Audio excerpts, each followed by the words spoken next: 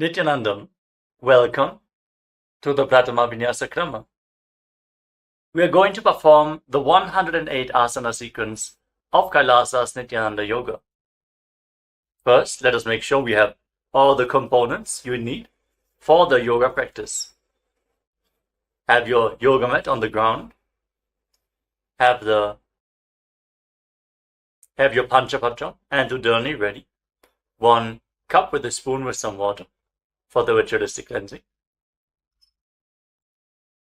All the male bodies, please remove your upper cloth and apply the body, as you can see on our acharyas. All the female bodies, you can apply it on your forehead. Wear the kumkum on your third eye, the Ajna chakra in between the eyebrows, and wear the Rudraksha mala around your neck. You can keep some weights at the side of the mat if you want to intensify the asana practice.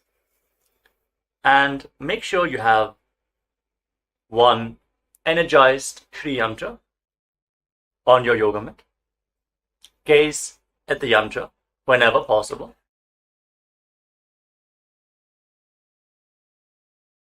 To mirror the macrocosmic energies into your microcosmos. Let us all now settle down into a comfortable cross-legged position with your head, neck and spine in a straight line. Close your eyes, take a deep breath. Visualize Swamiji in your inner space as you bring your hands into Namaskara Mudra in front of your heart center as we open this session with the Satguru Vandanam.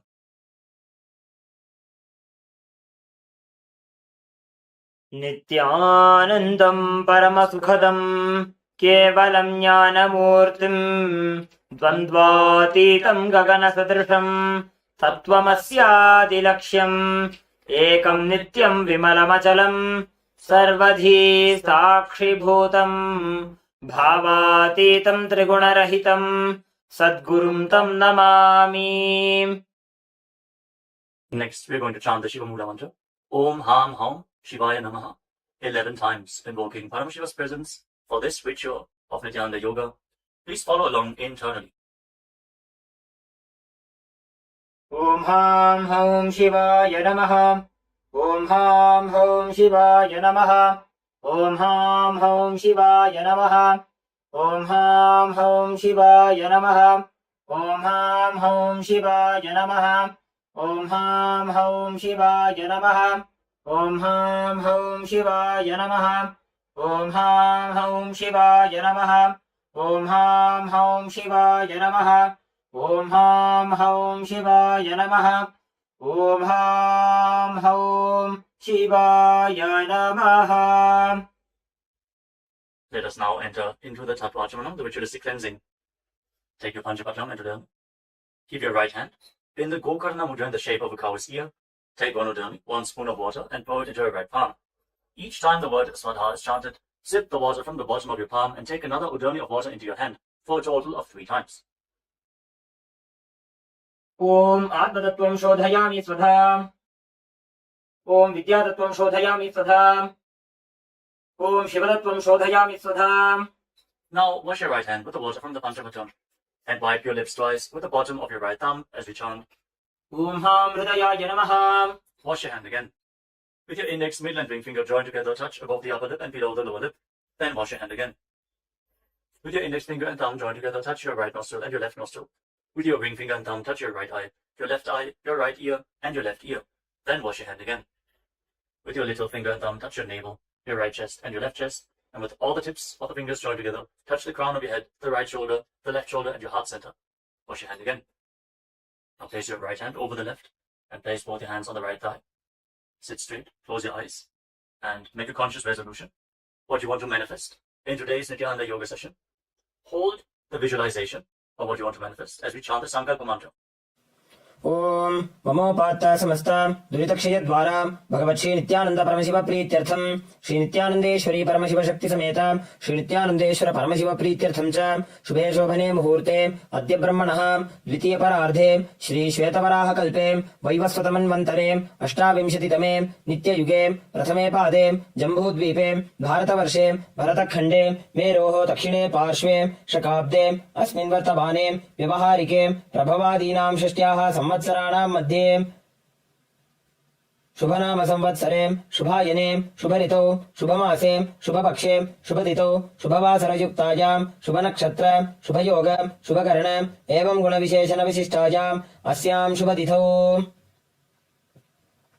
Shri कैलासोन्नत द्वादशांत श्यामला पीठारूढ़ श्री मीनाक्षी सुंदरेश्वरा भिन्न स्वरूप परशिवपुत्र रत्नकुमार गुरुमन्यतुल्यावतार श्री पार्वती स्तन्यपान लब्ध दिव्य ज्ञान विश्रुत सकल निगमागम सारभूत द्राविड वेद प्रवक्त्रे श्रीमत् परमशिव करुणा समधिगत मुक्तामय चतुरश्रयान गीयमान छत्र चामर श्री जिन्नकाहलादि समस्त विरदा वल्यलंकृत ज्ञान विज्ञान चक्रवर्ती सर्वजन संघ सद्यो निर्वाण दीक्षा व्यजाप वर्ग वर्ष विश्राणजीमूत परमत कलभ केसरी शैव सिद्धांत स्थापनाचार्य श्री राजाधिराज पांड्य महाराज गुरु क्षपन शाख्यादि महांधकार निवारण ज्ञान भानु वीक्षण नरहार तजोच्छेदन पूर्वक श्रीमद ऋषभध्वज स्थापक शैव समय कर्त्रे सर्वज्ञ पीठारूढ़ श्री जगद्गुरु श्री ज्ञान संबंध देशिक स्वामी वागीश सुंदर माणिक्य वाचक स्वामिनां अवतार भूत श्री ज्ञान संबंध स्वामी पुनरुद्धृत श्यामला पीठ सर्वज्ञ पीठ तृणवद्युत्तर द्विशततम गुरु महासन्निधान अरुणगिरि योगीश्वर परंपरागत अरुणाचल सर्वज्ञ पीठ गुरु महासन्निधान कैलास परंपरागत कांची कैलास सर्वज्ञ पीठ त्रयस्त्रिंशदुत्तर द्विशततम गुरु महासन्निधान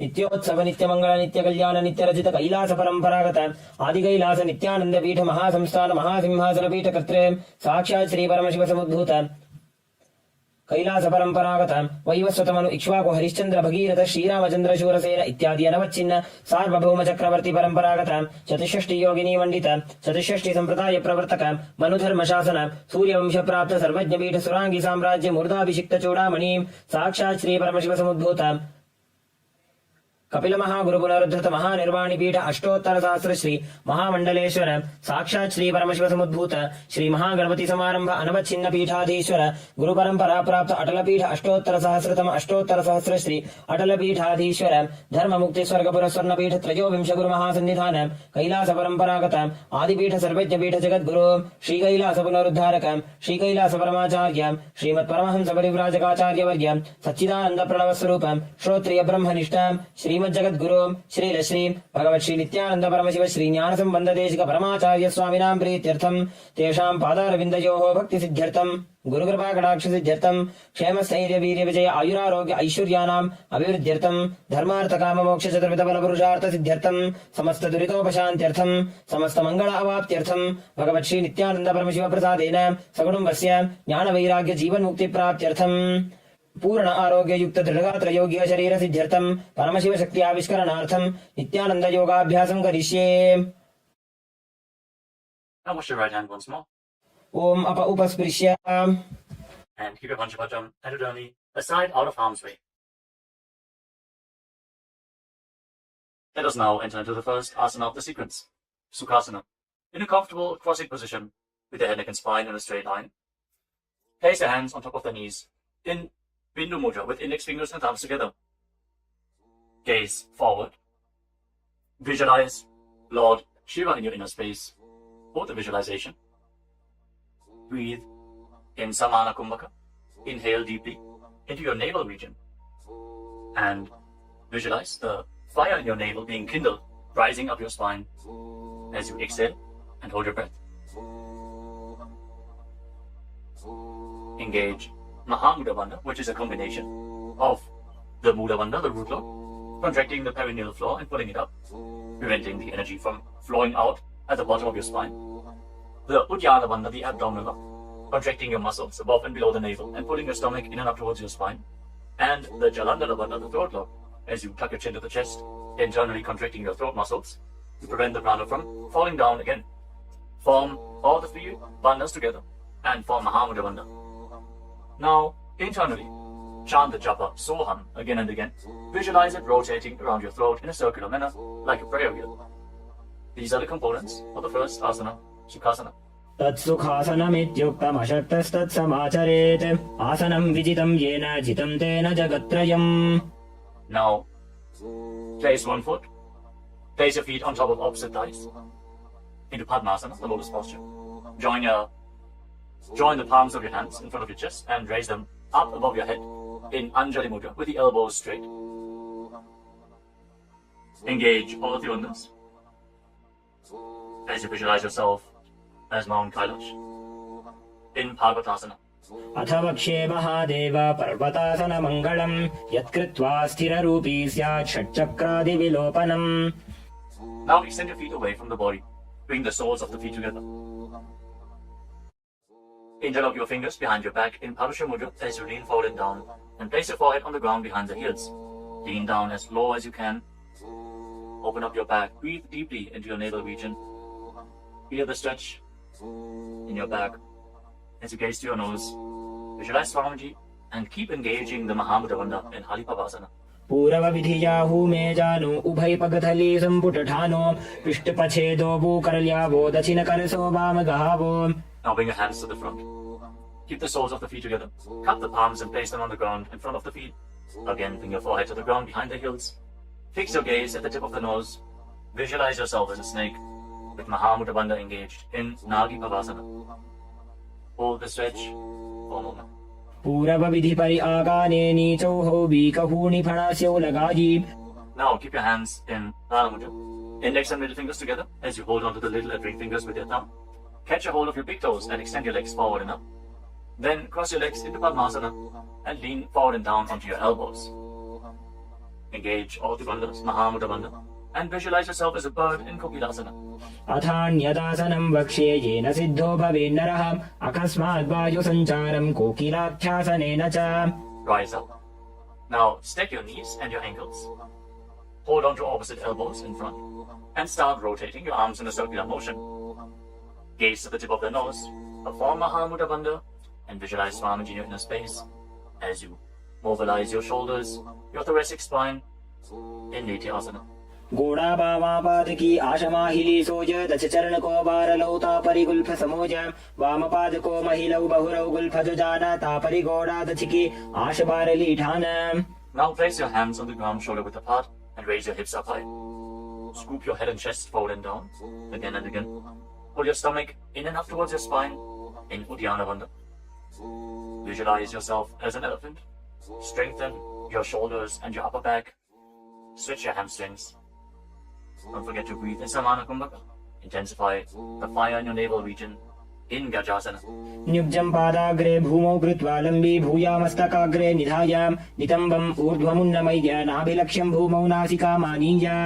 Now raise one heel off the ground in the same position and push the other heel down. Alternate the position of your feet again and again. Stretch your hamstrings and push your shoulders through. Straighten your back. Pull your stomach in and up. And visualize yourself as a bear in Vrikshasana, the bear posture. एकैकं पादमाकुञ्च्य गजासनं कुर्यात् त्रिक्षासनं भवति. Now raise up. Stand on the tips of the toes. Stand on the tips of the toes. If you can, rise up all the way onto your big toes. Bring your hands to your chest in Hridaya Mudra, index, middle and big fingers joined together. Hold your stomach in and up and visualize Swamiji in your inner space. Find the balance in your center. Feel the strength in your calves in Vaishyasana. केशेन पादयुगलं बद्ध्वा तिष्ठेत् अधोमुखः अथ वैश्यावक्षे यत्कृत्वा सत्यवान् भवेत्. Now let us move into the first Karana of the sequence. Starting off with Adimandi posture. Keep your heels together, toes pointing outwards, and bend your knees. Bring your hands in front of your chest. Now raise one knee up along the center of your body in a circular motion and follow along with the respective hand. Repeat the movement on both sides gracefully again and again.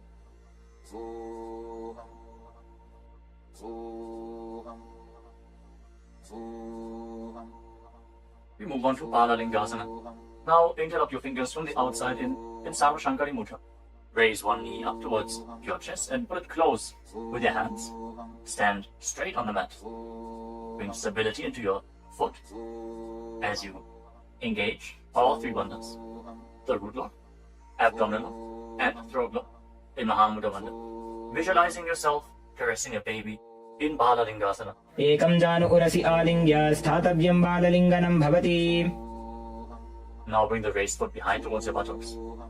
Hold it close with interlocked fingers in Parsha Mudra. Bring the knees close together as you engage Mahamudra Bandha. Visualize Swamiji in your inner space. Bring stability to your inner space. You can focus on the drishti point and external point. Remove any shaking of the inner space and body. Fix your gaze at a point and gain stability of the body and mind. स्थित्वैकस्मिन् पादतले कराभ्यां वेष्टयेतनुं पृष्ठे संस्थाप्य यत्नेन पादपीडनमासनम्. As you now catch the sole of the foot from the inside, kick the leg back up and extend the other hand forward in Bindu Mudra with index finger and thumb together. Raise the foot up high and visualize yourself as Lord Nataraja in Natarajasana. उत्तानपादं क्रौञ्चं च मरीचिं वीरभद्रकं नटराजं त्रिकोणं च सुप्ताङ्गुष्ठप्रसारणे. Step the foot down and interlock your fingers again from the outside in. Raise the other knee to the chest. Repeat Balalingasana on the other side. Visualize yourself holding a baby. Breathe deeply against the raised thigh. एकं जानु उरसि आलिङ्ग्य स्थातव्यं बाललिङ्गनं भवति. Now bring the raised foot to the back. Hold it close to the buttocks with both hands. Engage all the bandhas. Visualize Swamiji in Padapidanasana. एकं जानु उरसि आलिङ्ग्य स्थातव्यं बाललिङ्गनं भवति. Now hold the sole of the foot, kick the leg back and up, and lean forward with the front hand in Bindu Mudra. Visualize yourself as the cosmic dancer Lord Nataraja in Natarajasana. उत्तानपादं क्रौञ्चं च मरीचिं वीरभद्रकं नटराजं त्रिकोणं च सुप्ताङ्गुष्ठप्रसारणे. Come to the next karana of the sequence. Again, stand in Adimandi. Heels together, toes pointing outwards and knees bent. Bring your hands to the chest. Step the right foot behind the left. And start swinging the right arm back and forth like a pendulum. Gracefully move your fingers one by one. Place your hand over the nose, cross your ankles. And repeat the movement on the other side as well. Next up is the skeleton dance. Now visualize yourself as a skeleton as you shake your body intensely. Hold the visualization that you are mere bones and shake every bone within your body.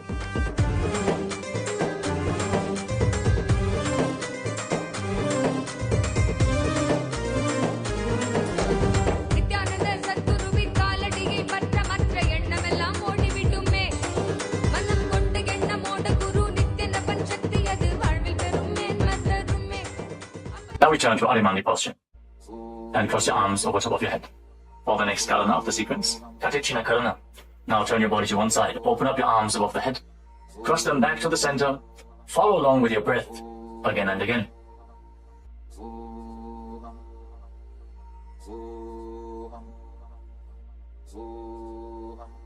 Now raise your arms up parallel above your head and rise up onto the tips of your toes.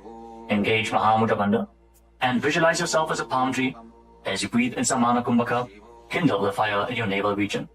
Internally chant the new japa, Shivoham, in Tadasana. महामुद्राबद्ध कोनो ताडासन विभेदकान् विनोत्तानं सदा कुर्यात् अन्तर्वत्नी पतिप्रिया. Now lean forward and down. Place your hands flat on the ground if you can. Otherwise, just lean down as low as possible. Bring your head towards the knees and engage all the bandhas, Mahamudra Bandha, as you visualize Swamiji in Uttanasana. महामुद्राबद्ध कोनो ताडासन विभेदकान् विनोत्तानं सदा कुर्यात् अन्तर्वत्नी पतिप्रिया. Now bring your hands flat on the ground and step your feet back. Come to a tall plank position. Take this opportunity to gaze at the Shri Yantra on your mat. Now tuck your chin to the chest and lock your throat. And start rotating your head from side to side as you visualize Swamiji in your inner space in Tarakshvasana. गजासनवस्थित्वा मस्तकं वारं वारं दक्षिणकुक्षिं सव्यकुक्षिं नयेत् तरक्ष्वासनं भवति. Hold the plank position. Engage your core. Now lower your body down onto your stomach. Your hands by the side of your shoulders. And then raise your head and your chest by the strength of your lower back. Curl your upper back up. Open your mouth in Bhujangani Mudra. Wide open. Inhaling through the hollow of your throat. As you visualize yourself as a cobra in Bhujangasana. अंगुष्ठनाभिपर्यन्तम् अधो भूमौ विनिन्यसेत् कराभ्यां च धरां धृत्वा ऊर्ध्वशीर्षफणीवहे. देहाग्निर्वर्धते नित्यं सर्वरोगविनाशनं जागर्ति भुजगी देवी भुजंगासन साधनात्. Now push your body up, back into the plank position, and alternate pulling one knee in towards your chest, back and forth. Breathe calmly through your nose in Sahasrara Kumbhaka, leading the prana along your spine and holding the breath on and off in the various energy centers along your spine. Visualize Swamiji in your inner space in Shastasana. गजासन संस्थितौ जानुद्वयमाकुञ्च वारं वारं कर्तव्यं शशासनं भवति. Now step one foot in between your two hands. Simultaneously jump the front foot back and bring the other foot in between the hands. Alternate the position. Jump intensely as you visualize yourself as a chariot in Rathasana. गजासन संस्थितो एकैकं पादं पुरोमार्गेण भ्रामयित्वा कर्तव्यं रथासनं भवति. Remain in this position and rise up. Keep one foot at the back with the toes facing sideways and bend the front knee at a 90-degree angle. Raise your arms up parallel above your head. Intensely engage your legs and your core. Pull your stomach inwards and up in Uddiyana Bandha. Fix your gaze at your third eye as you visualize yourself as Lord Veerabhadra with 8 arms in Veerabhadrasana. वासिष्ठमथ कौण्डिन्यम् ऊर्ध्वकुक्कुटमेव च अष्टावक्रमथोत्तानम् मयूरम् सेतुबन्धनम् उत्तानपादम् क्रौञ्चम् च मरीचिम् वीरभद्रकम् नटराजम् त्रिकोणम् च सुप्ताङ्गुष्ठप्रसारणे. Now exchange the position of your feet. Bring the other foot to the front and bend the front knee at a 90-degree angle as you turn the back toes facing outwards and bring your arms up above your head. Gaze to your third eye. Pull your stomach in and up and visualize yourself as Lord Veerabhadra. Feel the intense stability this posture brings to your hip. Stand strong and stable in Veerabhadrasana. वासिष्ठमथ कौण्डिन्यम् ऊर्ध्वकुक्कुटमेव च अष्टावक्रमथोत्तानम् मयूरम् सेतुबन्धनम् उत्तानपादम् क्रौञ्चम् च मरीचिम् वीरभद्रकम् नटराजम् त्रिकोणम् च सुप्ताङ्गुष्ठप्रसारणे. Now stand up straight. Take one foot and pull it up towards the inner opposite thigh with the heel close to your perineum. Join your hands in Anjali Mudra and raise your arms up straight above your head. Engage Uddiyana Bandha. Pull your stomach in and up and visualize yourself as a tree. Fix your gaze at an external point for balance in the Vrikshasana, the tree posture. वामोरुमूलदेशे च याम्यं पादं निधायतु तिष्ठेत्तु वृक्षवद्भूमौ वृक्षासनमिदं विदुः. Now bring the raised foot up towards the opposite hip and join your hands in Namaskara Mudra in front of your chest. Visualize yourself as Lord Garuda with heavy wings on your back. Stand strong and stable in Garudasana. गरुडासनमावक्ष्ये येन ध्यानं स्थिरं भवेत् सर्वदोषाद्विनिर्मुक्तो भवतीह महाबली. एकपादमुरो बद्ध्वा एकपादेन दण्डवत् जङ्घपादसन्धिदेशे जानुभ्यग्रं व्यवस्थितः. Now step the foot down. Raise the other foot up. Bring your hands together in Anjali Mudra. Raise your arms up above your head. Elbows straight. Perform Uddiyana Bandha and visualize yourself as a tree in Vrikshasana. Stand stable like a tree. Feel the roots growing from the standing foot. वामोरुमूलदेशे च याम्यं पादं निधायतु तिष्ठेत्तु वृक्षवद्भूमौ वृक्षासनमिदं विदुः. Now step one foot back. Now bring the raised foot on top of the opposite hip and join your hands in Namaskara Mudra in front of your chest. Visualize yourself as Lord Garuda as you repeat Garudasana on the other side. गरुडासनमावक्ष्ये येन ध्यानं स्थिरं भवेत् सर्वदोषाद्विनिर्मुक्तो भवतीह महाबली. एकपादमुरो बद्ध्वा एकपादेन दण्डवत् जङ्घपादसन्धिदेशे जानुभ्यग्रं व्यवस्थितः. Now step one foot back and keep the other foot at the front. Keep the back toes facing sideways. Extend your arms out parallel to the ground, lean forward and down. Bring one hand to the foot and the other hand up to the sky. Gaze up along the raised arm and visualize yourself as a triangle in Trikonasana, the triangle posture. उत्तानपादं क्रौञ्चं च मरीचिं वीरभद्रकं नटराजं त्रिकोणं च सुप्ताङ्गुष्ठप्रसारणे. Now rise up. Exchange the position of your feet. With the arms parallel, lean forward and down. Raise the other arm up to the sky. Repeat Trikonasana, the triangle posture on the other side. Feel the deep stretch in your lats and in your hips. Try to rotate your shoulders so they are completely aligned and pointing up to the sky.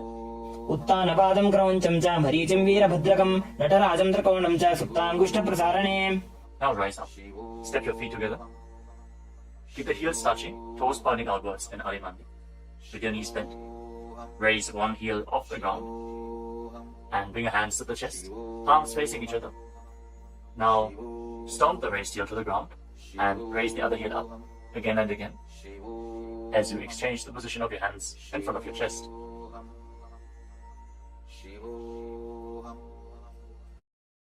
Now lower your body down into Angushtasana. Tuck the toes and sit on raised heels. Join your hands in Namaskara Mudra in front of your heart center. Visualize Swamiji in your inner space as you start buzzing like a bee on the in and exhalation in Brahmari Kumbhaka. And internally chant the new japa Sadashivoham in Angushtasana. कबन्धासनमित्याहुः गोरक्षासनमेव च अङ्गुष्ठमुष्टिकं ज्ञेयं ब्रह्मप्रासादितं तथा. Now extend one leg forward and bring your hands to the side. Keep the palms facing forward in Baddha Mudra with the fingertips barely touching the ground. Be stable in this position as you visualize Swamiji in Saulasana. प्रसार्यैकं पादतलं संस्थाप्य त्वेकपादकम्. Now catch a hold of the big toe of the front foot in Prana Mudra with index and middle finger. Catch the back heel with the other hand and balance in this posture. Visualize Swamiji in your inner space in Vinyasa. गुल्फस्थितो पादमेकं प्रसार्य तत्पादाग्रं संस्पृशेत् तत्करेण गुल्फं चान्यं धारयेत् तत्करेण धूनं पीठं चाभ्यसेत् चोभयत्र. Now rise back up. Step the front foot in. Extend the other foot forward. Keep the hands at the side, palms facing forward. Support your balance with the fingertips as you visualize Swamiji in Saulasana. प्रसार्यैकं पादतलं संस्थाप्य त्वेकपादकम्. Now lean forward and down. Hold on to the big toe in Prana Mudra. Again, visualize Swamiji in Vidunanasana. Feel the stretch in your calf. Build the balance to hold the back heel with the other hand. गुल्फस्थितो पादमेकं प्रसार्य तत्पादाग्रं संस्पृशेत् तत्करेण गुल्फं चान्यं धारयेत् तत्करेण धूनं पीठं चाभ्यसेत् चोभयत्र. Now rise up and step both feet in. Separate your knees as you place your hands on top of the knees with the palms facing up. Now lock your chin to the chest in Jalandhara Bandha and gaze through the gap between the palms. Hold the balance. Calm your inner space and visualize Swamiji in Brahma Jlankushasana. दो बूफना पानी होए वैसे एड़ी दो गुदानी वैसे कोरपक दलियां की माहिली आयुष माहेरा शेमिली. Now drop your knees down to the ground. Sit on raised heels and fix your gaze at the tip of the nose. Pull your stomach in and up in Uddiyana Bandha and visualize yourself as Sage Kapila Muni in Kapilasana. दो बूफना पानी होए वैसे एड़ी दो गुदानी वैसे कोरपक दलियां की माहिली आयुष माहेरा शेमिली. Now shift your gaze upwards towards your third eye. Maintain this posture and visualize Swamiji's form in your inner space in Bhadragurakasana. दो बूपकतली संपुट करे कोरवारली भूपरि धरे कोरवारली राखे ऐसे तापरी मूल द्वार टिकी बैसे. As you raise your knees off the mat, keep the soles of the feet together. Join your thumbs and little fingers and open up your palms into Padma Mudra, resembling a lotus flower. Raise your arms up above your head and gaze through the gap between the palms.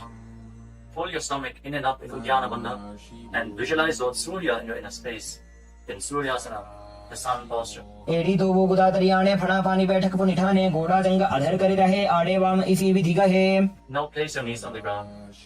Bring the top of the feet flat and place your hands on the knees. Gaze upwards towards your third eye.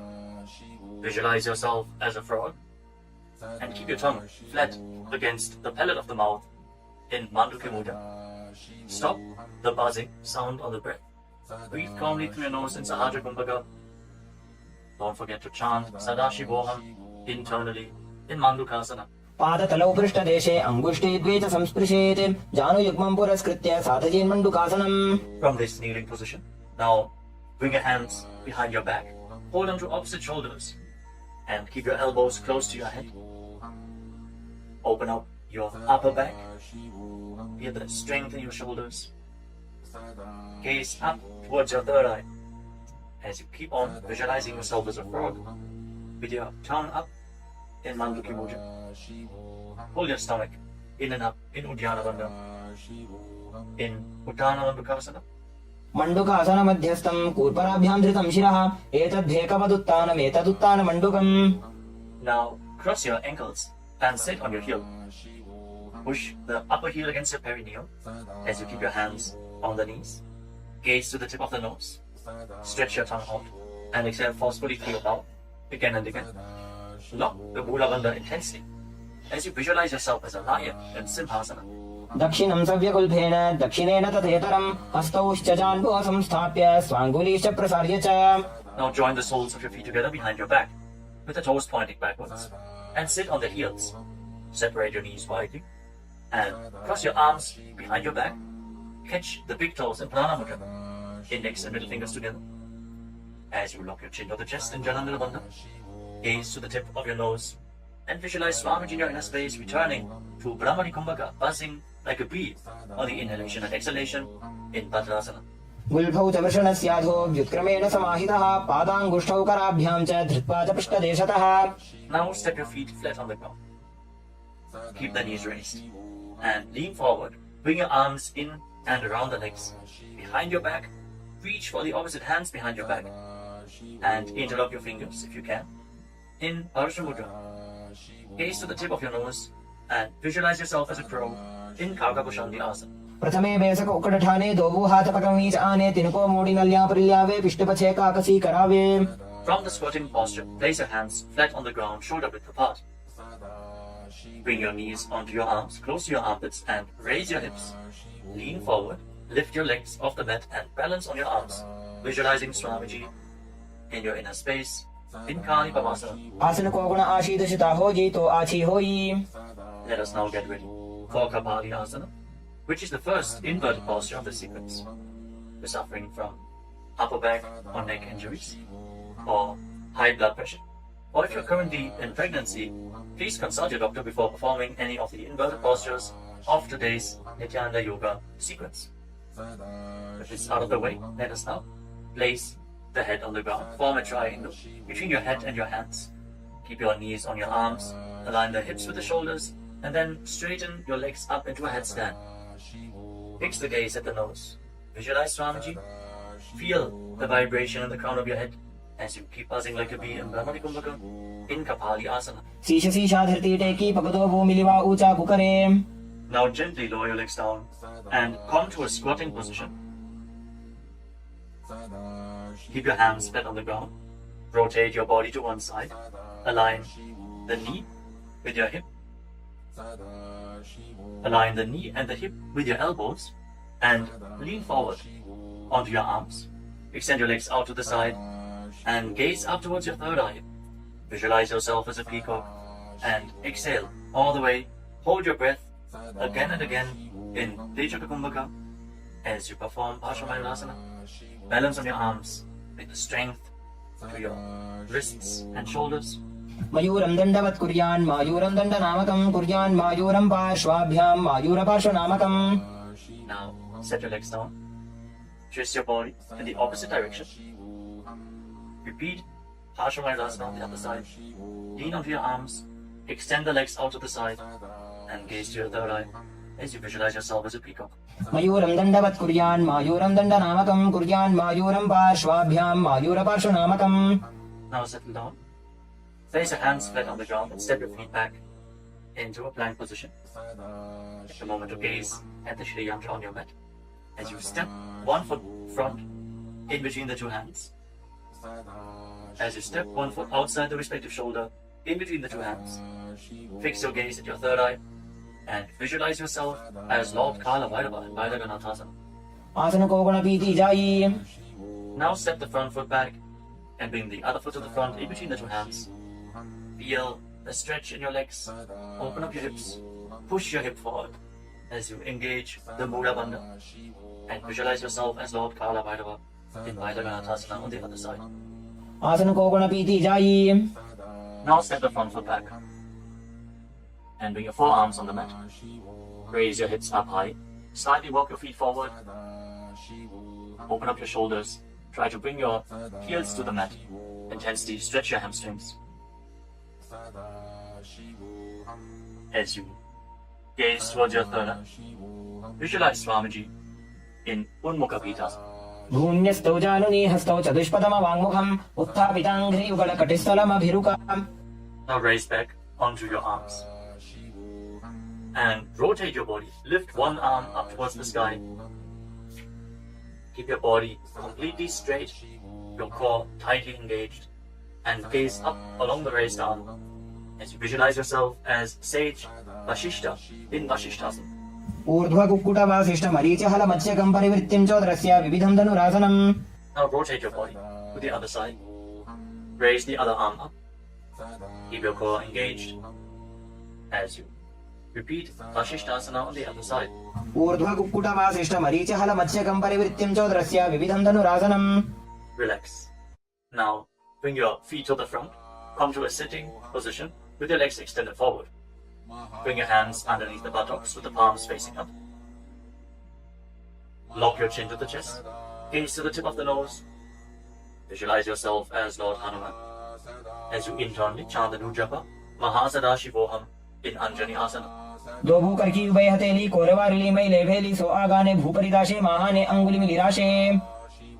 Now lean forward and down. Catch a hold of your big toes and down again with index and middle fingers. Lean down as low as you can. Stretch your back. Open your hamstrings and your hips. As you engage Mahamudra Bandha, all the three bandhas together. Visualize Swamiji in Paschimottanasana. जानो परिललाटन्तो पश्चिमं तानमुच्यते येन केन प्रकारेण सुखं धार्यं च जायते. Now rise up. Interlock your fingers around your neck. And again, lean forward and down. Slightly separate your knees and bring your head in between with your elbows outside the knees. Perform Mahamudra Bandha. So visualize Kali in your inner space in Ugrasana. स्वपाणिभ्यां दृढं धृत्वा जानुपरि शिरोन्यसेत् आसनोऽग्रमिदं प्रोक्तं भवेदनिलदीपनं देहावसानहरणं पश्चिमोत्तानसंज्ञकम्. Now step one foot in towards your perineum. Lean forward and down. Bring the respective arm in and around the leg and interlock both hands behind your back. Bring your head towards the knee as you visualize yourself as Sage Marichi in Marichi Asana. उत्तानपादं क्रौञ्चं च मरीचिं वीरभद्रकं नटराजं त्रिकोणं च सुप्ताङ्गुष्ठप्रसारणे. Now rise up. Drop the raised knee to the side as you keep the heel against the perineum. Lean forward and down. Hold onto the front foot. Gaze at the tip of the nose. Visualize Swamiji. Exhale deeply and then hold your breath, locking all the three bandhas. Mahamudra Bandha in Mahamudrasana. महामुद्रां प्रवक्ष्यामि तन्त्रेऽस्मिन् मम वल्लभे यां प्राप्य सिद्धा सिद्धिं च कपिलाद्याः पुरागताः. Now extend both your legs. Bring the other foot in towards the perineum with the knee raised. Bring your arm around the raised knee and interlock your fingers behind your back. As you bring your head towards the knee, visualize yourself as Sage Marichi in Marichi Asana on the other side. उत्तानपादं क्रौञ्चं च मरीचिं वीरभद्रकं नटराजं त्रिकोणं च सुप्ताङ्गुष्ठप्रसारणे. Now rise up. Drop the raised knee to the side. And again, lean forward and down. Hold onto the front foot with both hands. Gaze to the tip of the nose. Engage all the bandhas. Mahamudra Bandha. As you visualize Swamiji. Open up your hip. Straighten your spine. Intensely. In Mahamudrasana. महामुद्रां प्रवक्ष्यामि तन्त्रेऽस्मिन् मम वल्लभे यां प्राप्य सिद्धा सिद्धिं च कपिलाद्याः पुरागताः. Now rise up. Bring the soles of your feet together in front. Interlock your fingers around the toes. Pull your heels in towards your perineum. Try to keep your heels down on the ground as much as possible. As you gaze up towards your third eye. And visualize Swamiji in your inner space in Bhadrasana too. गुल्भौ दवृषणस्यादः सीवन्त्याः पार्श्वयोः क्षिपेत् पादपार्श्वे तु पाणिभ्यां दृढं बद्ध्वा सुनिश्चरम्. Now extend your feet away from the body. Keep your hands on the respective knees. And lock your chin to the chest. Gaze to the nose. As you visualize Swamiji in Gvalipavasana. पूरवचर्पटिचौक कक्ष्यो sooji वाही विधिचौकी चे सोई जामे AD भिन्न जराशे अंगुल 8 अंतरो राशे. Now bring your feet back in towards the perineum. Hold the soles of your feet with all the 10 fingers and lean forward and down. place your head on the mat. Fix your gaze at the tip of the nose and visualize Yoni Mandala, the visual representation of Devi Paramashiva Shakti herself. We are projecting the Yoni Mandala in the top right corner of the screen. If you don't know how the Yoni Mandala looks. Exhale deeply and hold your breath in Rechaka Kumbhaka in Joni Asana. दोबो पकदली संपुट करे AD made के ढिंग दरे अर्धहात को अंतर राशे लीलाट पकथलियां ऊपर दाशे. Rise up and again extend your feet away from the body. Extend your arms out to the side and lean forward and down from the waist. Try to keep your back as straight as possible as you bring your forehead on the ground behind your heels. Gaze to the tip of your nose and visualize Swamiji in Midaki Pavasana. पूरव विधि परिपकथली संपूर्ण शोध एडी मिली राशे. Rise up and now bring your feet back in towards your body. Keep your toes together and your heels apart as you scoop your hands below the shins. Bring your elbows to the mat and then bring your chin on the ground with the toes touching your throat. Gaze to the tip of your nose and visualize Lord Surya in your inner space in Siddha Samadhi Asana.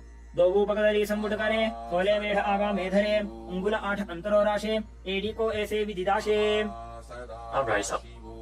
Bring the heels together and keep your toes apart. Hold on to the feet as you open them up like a book, pressing your elbows down your thighs, gazing through the nose and visualizing Swamiji, the Supreme Pontiff of Hinduism, in your inner space in Chinaki Pavasana. दोबो पका की AD धरती महिमा मेढ़ लगावे. Now rise up. Bring the soles of the feet together completely. Push your knees to the mat as you place your hands on top and gently push down the knees with your hands. Fix your gaze at your third eye and pull your stomach in and up in Uddiyana Bandhana. Visualizing Swamiji in your inner space in Charapata Chokasana. दोबो पकदली संपुट धारे आगा ने कहे जारे पसारे घोड़ा भूसो लगता राशे हाथ दोबो घोड़ा परिदाशे. Now rotate your feet, raise the heels and bring the toes down to the mat. You can use the support of your hands if needed.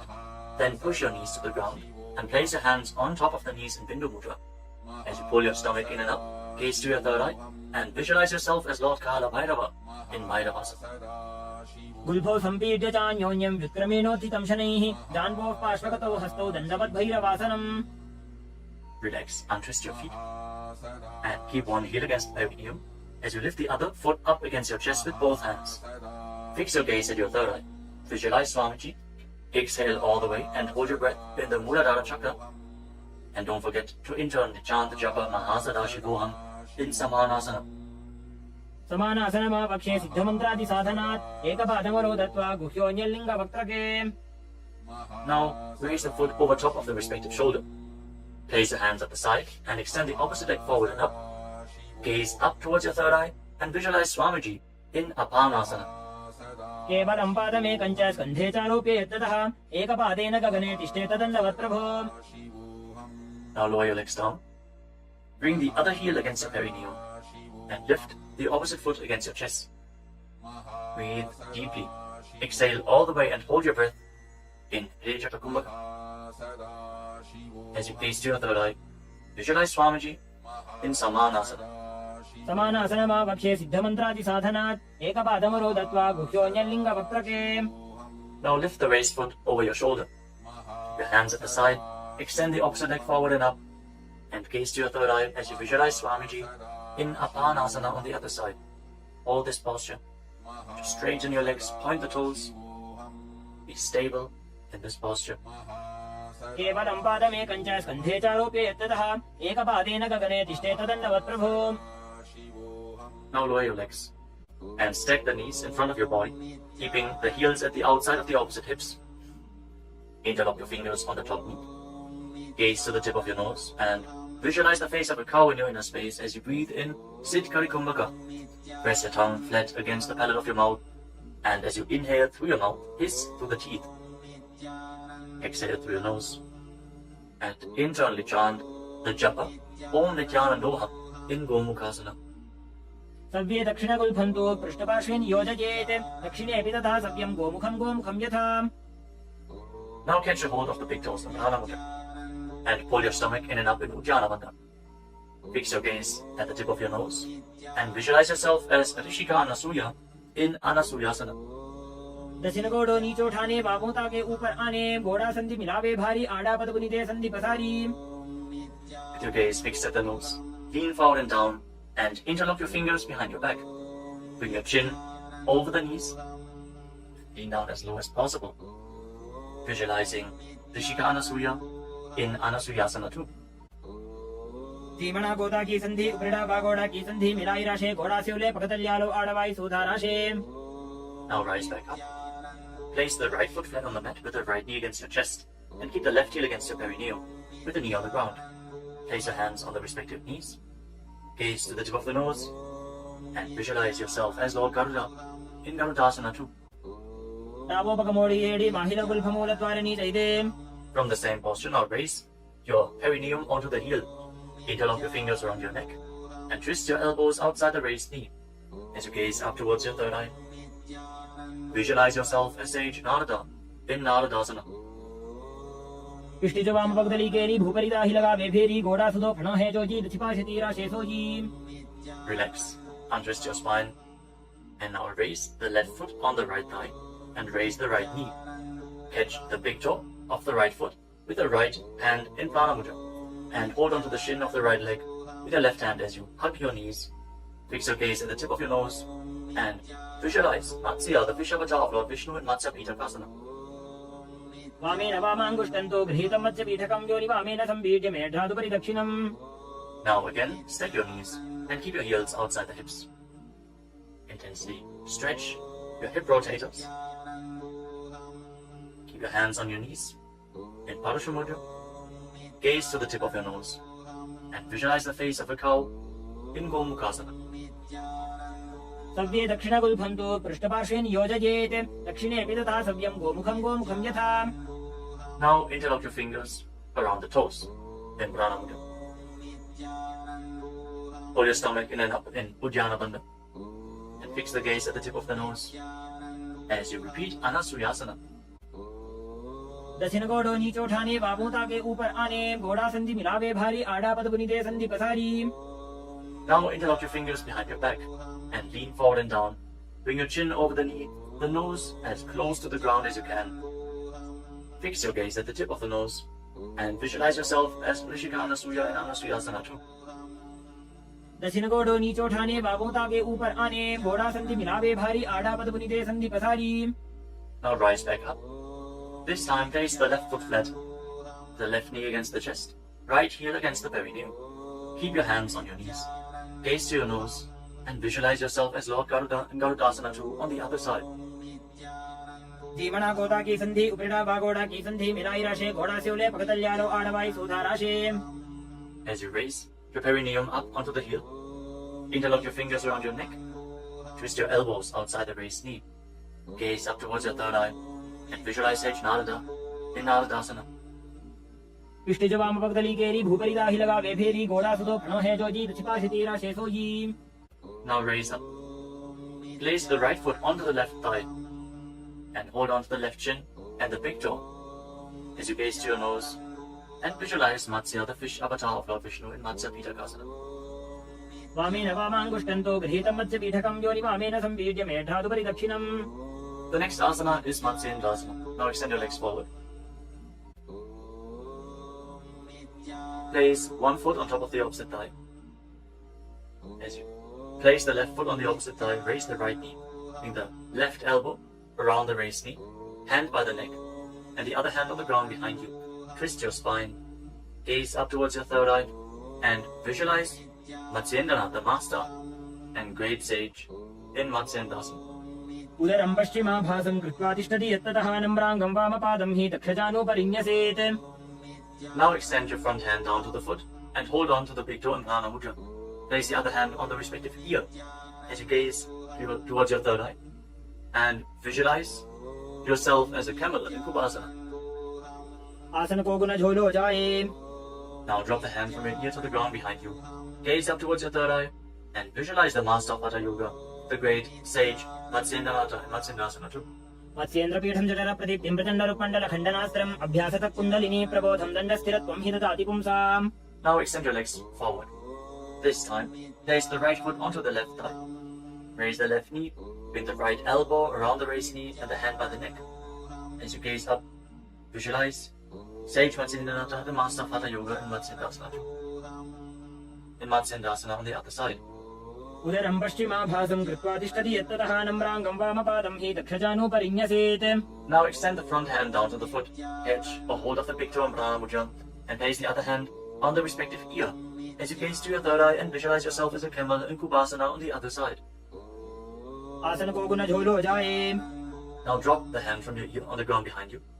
Keep twisting your spine intensely as you visualize Sage Matsyendranatha, the master of Hatha Yoga in Matsyendasana too.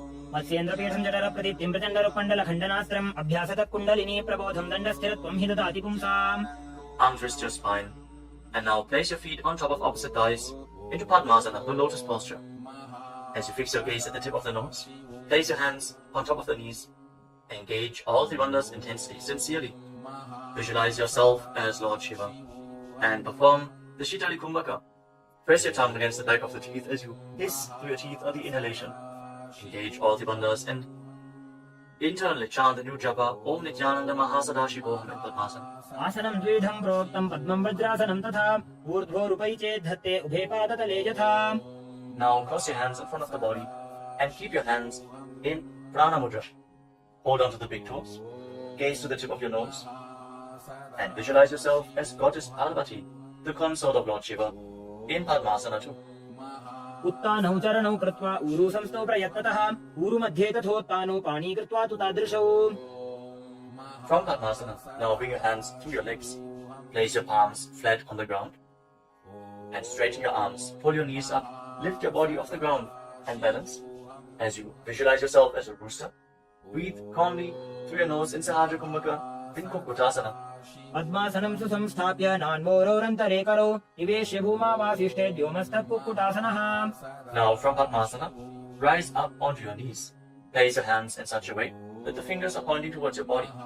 Now bend the elbows and bring them towards your navel.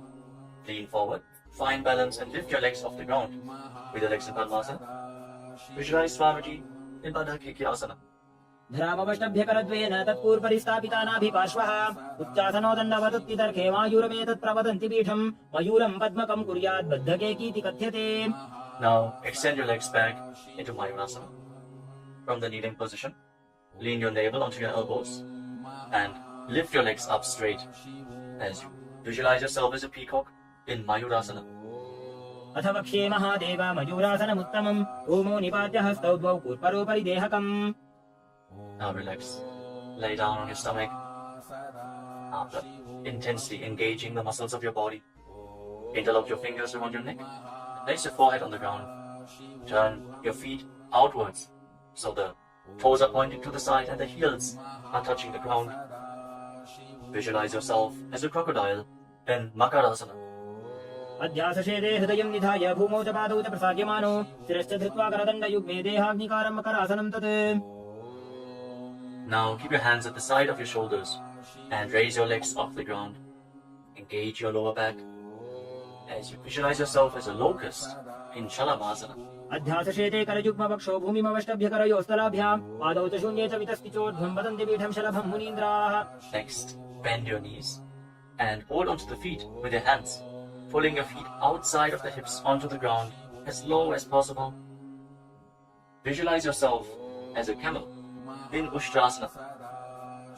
अध्यासशेते परयुग्मव्यस्तं पृष्ठे निधायापि धृतं कराभ्याम् आकुञ्चयेत् सम्यक् उदरास्य गाढमुष्ट्रं च पीठं योगिनो वदन्ति. Now, as you hold onto the feet, kick your legs back and up and raise your head and chest. Bend your back and gaze up. Visualize yourself as Lord Shiva's bow in Dhanurasana. प्रसार्य पादौ भुविदण्डरूपौ करौ च पृष्ठे धृतपादयुग्मम् कृत्वा धनुस्तुल्य विवर्तिताङ्गं निगद्य योगी धनुरासनं तत्. Now lower your body down. Rise up and come to a comfortable kneeling position. Keep your heels outside the hips with the toes touching behind your back. Keep your hands on your knees or on your thighs. Gaze upwards towards your third eye. And breathe deeply through your nose. Lead the prana along your spine in Sahaja Kumbhaka. As you visualize Swamiji in a space, internally chant the Mahavakya Om Nithyananda Paramashivam. in Bhagasana. उल्टा मोटी पावदो वैसे बहुरो जुगति करे एक ऐसे पावन महिला गुलपुज होवु पुलापाशितीला वेसोवु. Now lean forward and down. Bring your forearms to the ground, elbows shoulder width apart. As you get ready for another inverted posture, interlock your fingers and place your head on the mat. Support it with your hands. Raise your hips up, straighten your legs, walk them forward and lift your legs off the ground. Stay in a position with your legs bent. Pull your knees in towards your chest. Pull your knees in towards your chest. As you gaze to the tip of the nose, visualize Swamiji in Gohi Asana. दो हाथ की कहुनी जोजी प्रिय कलाई जाने दो जी. From Gohi Asana, now extend your legs up straight into Shashtanga, the headstand posture. Find inner stability. As you gaze to your nose and visualize Swamiji in Shashtanga.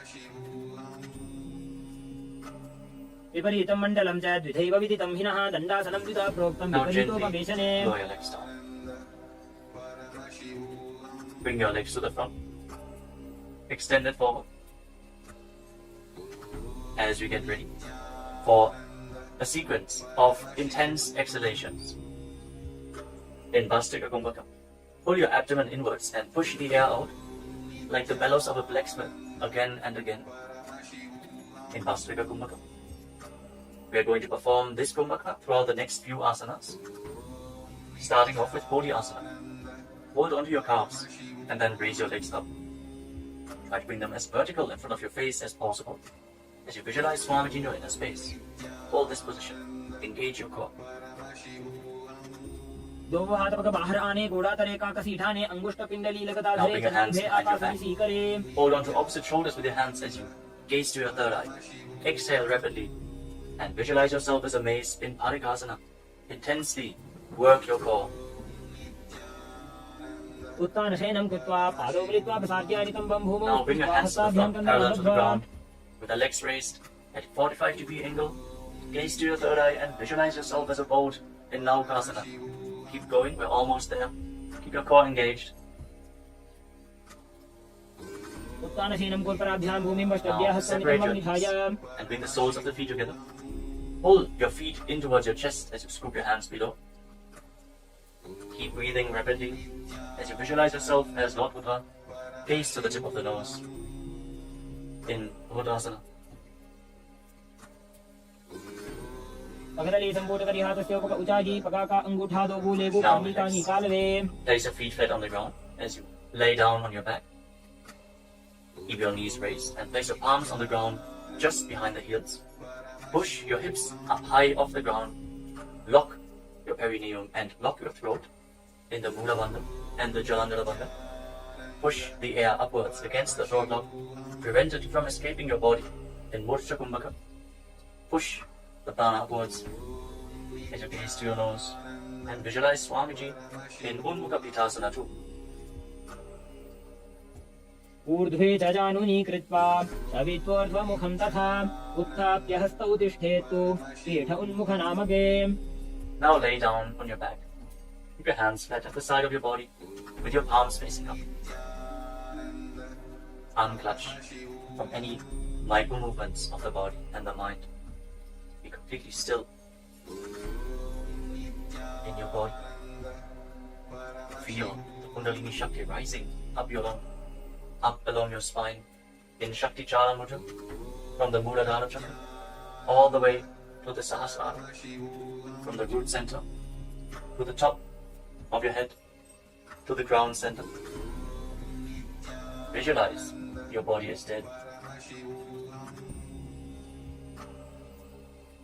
And Swamiji, the Supreme Pontiff of Hinduism, is liberating you. Internally chant the Mahabhagya. Om Nithyananda Paramashivam in Shivasana. उत्तानं शववद्भूमौ शयनं सुशवासनं शवासनं श्रान्तिहरं चित्तविश्रान्तिकारकम्.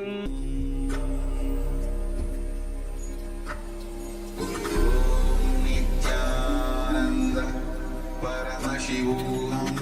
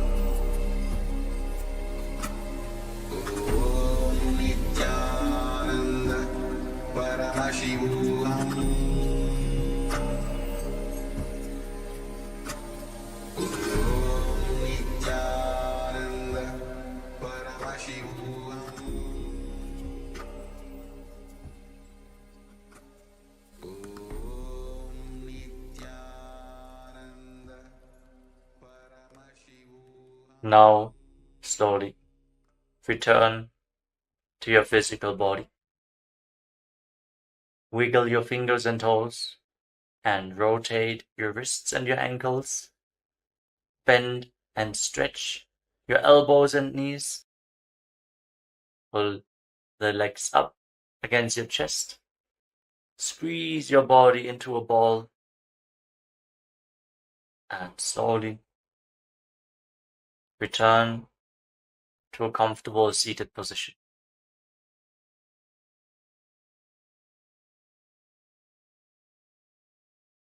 Congratulations, you completed the Prathama Vinyasa Krama, the 108 asanas of KAILASA's Nithyananda Yoga. Thank you all for performing this asana sequence today. Let us conclude this ritual of Nithyananda Yoga with the Purna Mantra. Sit straight with your head, neck and spine in a straight line, the hands in Namaskara Mudra in front of your chest. Close your eyes and visualize Swamiji in your inner space as we chant together. ॐ पूर्णमदः पूर्णमिदं पूर्णात् पूर्णमुदच्यते पूर्णस्य पूर्णमादाय पूर्णमेवावशिष्यते ॐ शान्तिः शान्तिः शान्तिः हरिः ॐ तत्सत् सर्वं भगवत् श्रीनित्यानन्द परमशिव पादुकार्पणमस्तु ॐ नित्यानन्दम्.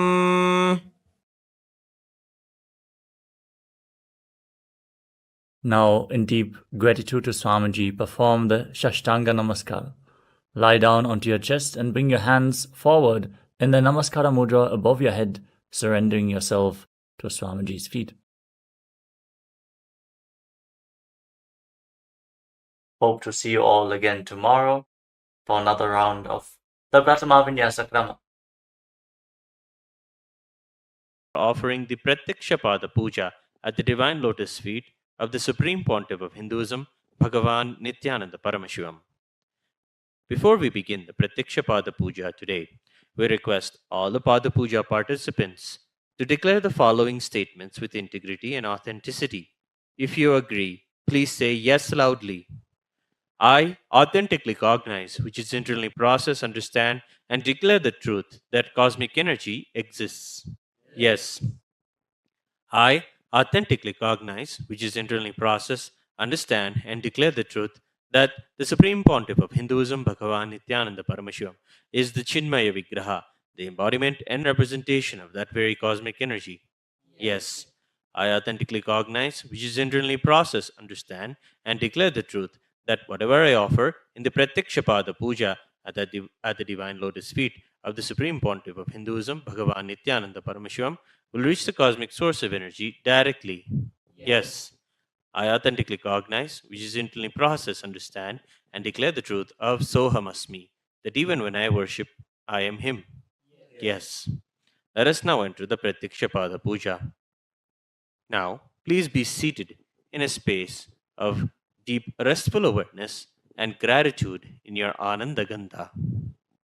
Nithyanandam Paramasukhadam Kevalam Jnanamurtim Dvandvatitam Gagana Sadrusham Tattvamasyadilaksham Ekam Nityam Vimalamachalam Sarvadhi Sakshibhutam Bhavatitam Trigunarahitam Sadgurum Tam Namami Nithyanandeshwara Paramashiva Samarambham Nithyanandeshwari Paramashiva Shakti Madhyamam Nithyananda Paryantam Vande Guru Paramparam ललाटे त्रिपुण्ड्रे निटिलधृतकस्तूरीतिलकः स्फुरन्मालाधारस्फुरितकटिकौपीनवसनः दधानो दुष्टारं शिरसि फणिराजं शशिकलां प्रदीपः सर्वेषाम् अरुणगिरियोगी विजयते। ॐ आत्मतत्त्वं शोधयामि स्वधा। ॐ विद्यातत्त्वं शोधयामि स्वधा। ॐ शिवतत्त्वं शोधयामि स्वधा। ॐ शुक्लाम्बरधरं विष्णुं शशिवर्णं चतुर्भुजं प्रसन्नवदनं ध्यायेत् सर्वविघ्नोपशान्तये। We'll now do the pranayama. ओम होम ईशानमूर्ताय नमः। ओम हिम तत्पुरुषवक्त्राय नमः। ओम हुम मुगुरुदाय नमः। ओम हिम वामदेवह्याय नमः। ओम हम सज्जोतमूर्ते नमः। ओम हां हृदयाय नमः। ओम ह्रीं शीर्षे नमः। ओम हूं शिखाय नमः। ओम हैं कवचाय नमः। ओम होम नेत्रेभ्यो नमः। ओम हस्त्राय नमः। ओम होम ईशानमूर्ताय नमः। ओम हिम तत्पुरुषवक्त्राय नमः। ओम हुम मुगुरुदाय नमः। ओम हिम वामदेवह्याय नमः। ओम हम सज्जोतमूर्ते नमः। मां हृदयाय नमः। ओम ह्रीं शीर्षे नमः। ओम हूं शिखाय नमः। ओम हैं कवचाय नमः। ओम होम नेत्रेभ्यो नमः। ओम हस्त्राय नमः। ओम होम ईशानमूर्ताय नमः। ओम हिम तत्पुरुषवक्त्राय नमः। ओम हुम मुगुरुदाय नमः। ओम हिम वामदेवह्याय नमः। ओम हम सज्जोतमूर्ते नमः। ओम हां हृदयाय नमः। ओम ह्रीं शीर्षे नमः। ओम हूं शिखाय नमः। ओम हैं कवचाय नमः। ओम होम नेत्रेभ्यो नमः। ओम हस्त्राय नमः।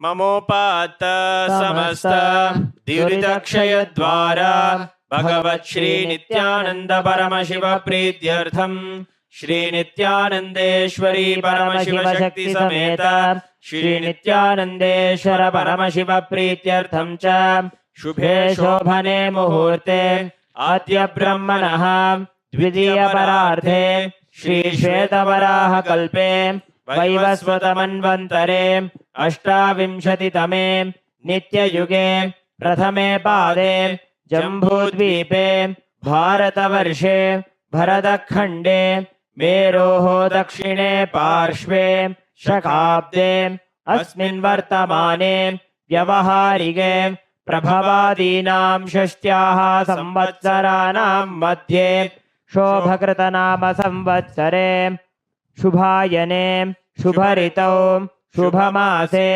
शुभपक्षे शुभतिथौ शुभवासरयुक्तायां शुभनक्षत्र शुभयोग शुभकरण एवं गुणविशेषण विशिष्टायाम् अस्यां शुभतिथौ श्री कैलासोन्नत द्वादशान्त श्यामला पीठारूढ़ श्री मीनाक्षी सुंदरेश्वराभिन्न स्वरूप परशिवपुत्र रत्नकुमार गुरुमन्यतुल्यावतार श्री पार्वती स्तन्यपान लब्ध दिव्य ज्ञान विश्रुत सकल निगमागम सारभूत द्राविड वेद प्रवक्त्रे श्रीमत् परमशिव करुणा समधिगत मुक्तामय चतुरश्रयाण गीयमाण छत्र चामर श्री चिन्नकाहलादि समस्त बिरदावल्यलंकृत ज्ञान विज्ञान चक्रवर्ती सर्वजन संग सद्यो निर्वाण दीक्षा व्ययापवर्ग वर्ष विश्रान जीमूत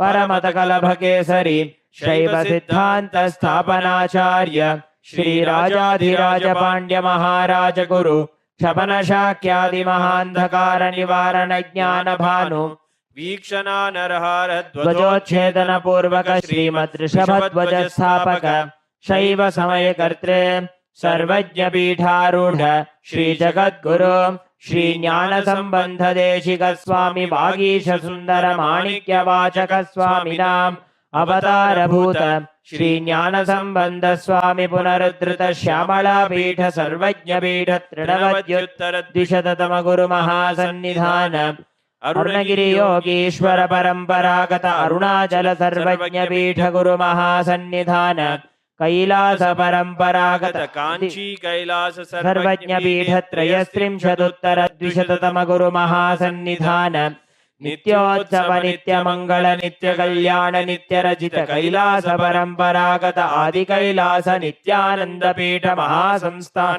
महासिंहासन पीठ कर्त्रे साक्षात् श्री परमशिव समुद्भूत कैलास परंपरागत वैवस्वतमनु इक्ष्वाकु हरिश्चन्द्र भगीरथ श्रीरामचन्द्र शूरसेन इत्यादि अनवच्छिन्न सार्वभौम चक्रवर्ति परम्परागत चतुष्षष्टि योगिनी मंडित चतुष्षष्टि संप्रदाय प्रवर्तक मनुधर्म शासन सूर्यवंश प्राप्त सर्वज्ञ पीठ सुरांगी साम्राज्य मूर्धाभिषिक्त चूड़ामणि साक्षात् श्री परमशिव समुद्भूत कपिल महागुरु पुनरुद्धृत महानिर्वाणि पीठ अष्टोत्तर सहस्र श्री महामंडलेश्वर साक्षात् श्री परमशिव समुद्भूत श्री महागणपति समारंभ अनवच्छिन्न पीठाधीश्वर गुरु परंपरा प्राप्त अटल पीठ अष्टोत्तर सहस्र श्री अटल पीठाधीश्वर धर्म मुक्ति स्वर्ग पुरस्वर्ण पीठ त्रयोविंश गुरु महासन्निधान कैलास परंपरागत आदिपीठ सर्वज्ञ पीठ जगद्गुरु श्री कैलास पुनरुद्धारक श्री कैलास परमाचार्य श्रीमत् परमहंस परिव्राजकाचार्य वर्य सच्चिदानंद प्रणव स्वरूप श्रोत्रिय ब्रह्मनिष्ठ श्रीमत् जगद्गुरु श्रील श्री भगवत् श्री नित्यानंद परमशिव श्री ज्ञान संबंध देशिक परमाचार्य स्वामिनां प्रीत्यर्थम तेषां पादारविन्दयोः भक्ति सिद्ध्यर्थम गुरुकृपा कटाक्ष सिद्ध्यर्थम क्षेमस्थैर्य वीर्य विजय आयुरारोग्य ऐश्वर्याणाम् अभिवृद्ध्यर्थम धर्मार्थ काम मोक्ष चतुर्विध फल पुरुषार्थ सिद्ध्यर्थम समस्त दुरितोपशान्त्यर्थम समस्त मंगलावाप्यर्थम भगवत् श्री नित्यानंद परमशिव प्रसादेन सकुटुम्बस्य ज्ञान वैराग्य जीवन मुक्ति प्राप्त्यर्थम श्री नित्यानंदेश्वरी परमशिव शक्ति समेत श्री नित्यानंदेश्वर परमशिव अवतार भूत श्री सर्वदेव देवी स्वरूप भगवन् श्री नित्यानंद परमशिव प्रत्यक्ष पाद पूजां करिष्ये। ओम अबौपस्पृश्य ओम आगमार्थं तु देवानां गमनार्थं तु राक्षसां घंटानादं करोम्यादौ देवताह्वानलाञ्छनं घंटादेवताभ्यो नमः।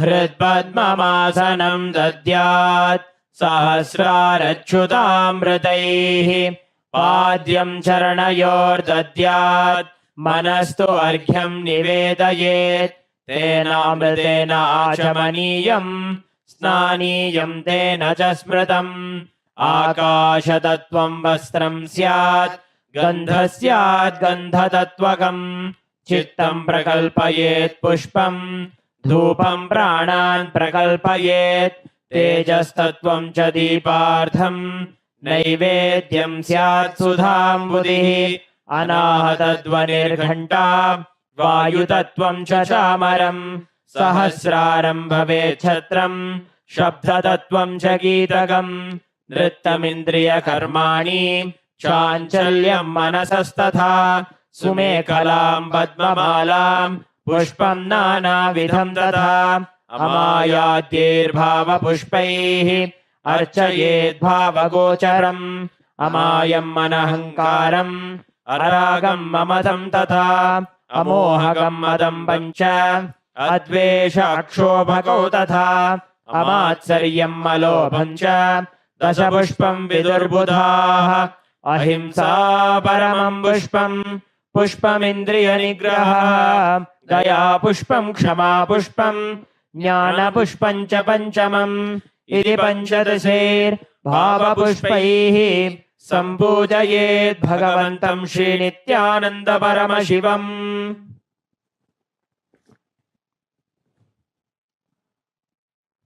आसनम् ॐ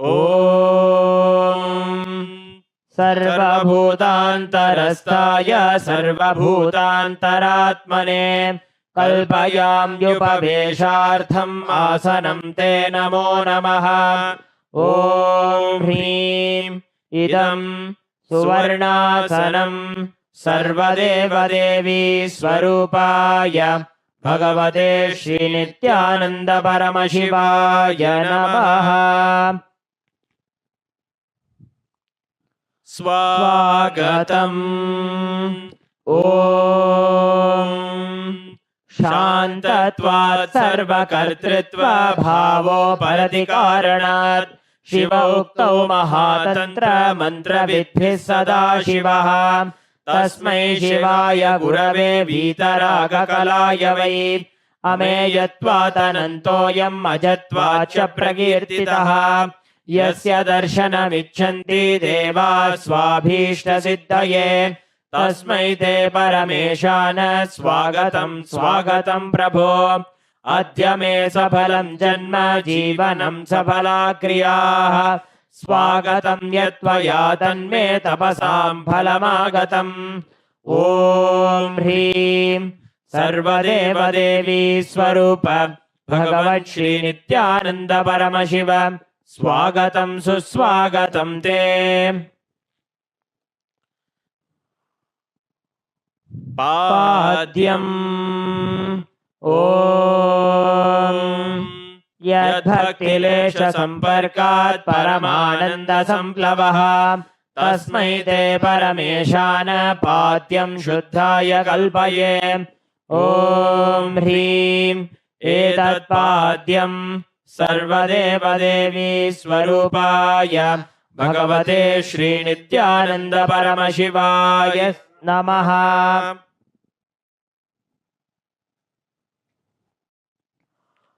अर्घ्यः। ॐ दूर्वाक्षतसमायुक्तं बिल्वपत्रं तथा परं शोभनं शङ्खपात्रस्थं ग्रहाणार्घ्यं महेश्वर। ॐ ह्रीं एषोऽर्घ्यः सर्वदेवदेवी स्वरूपाय भगवते श्रीनित्यानन्द परमशिवाय स्वाहा।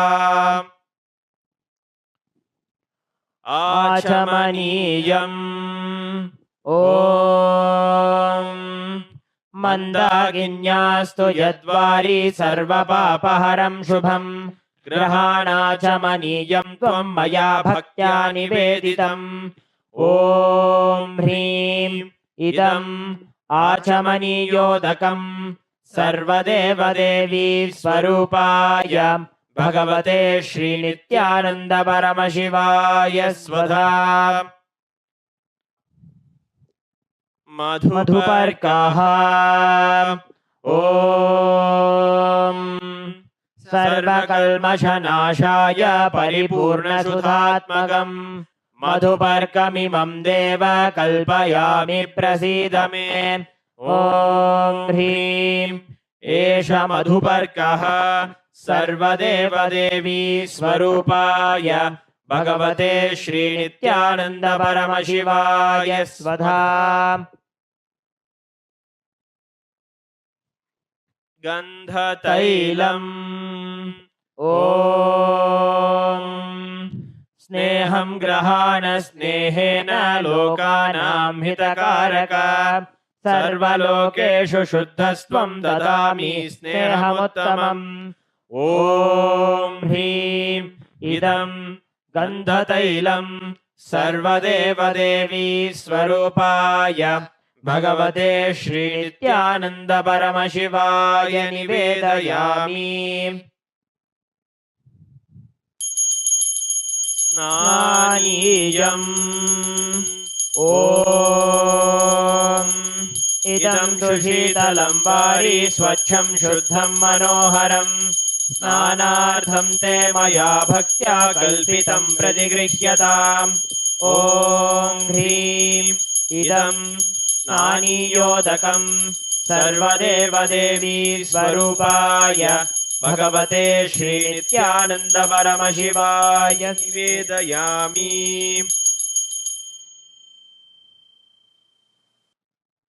वस्त्रम्। ॐ मायाचित्रपटाच्छन्न निजगुह्योरुतेजसे निरावरणविज्ञाय वासस्ते कल्पयाम्यहम्।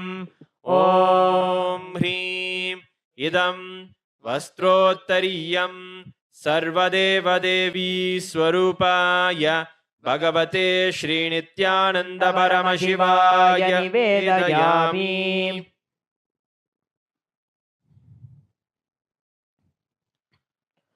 आभरणम् ॐ स्वभावसुन्दराङ्गाय नानाशक्त्याश्रयायते सुवर्णं भूषणं तुभ्यं कल्पयामि प्रसीद मे। ॐ ह्रीं इदं सुवर्णाभरणं सर्वदेवदेवी स्वरूपाय भगवते श्रीनित्यानन्द परमशिवाय निवेदयामि।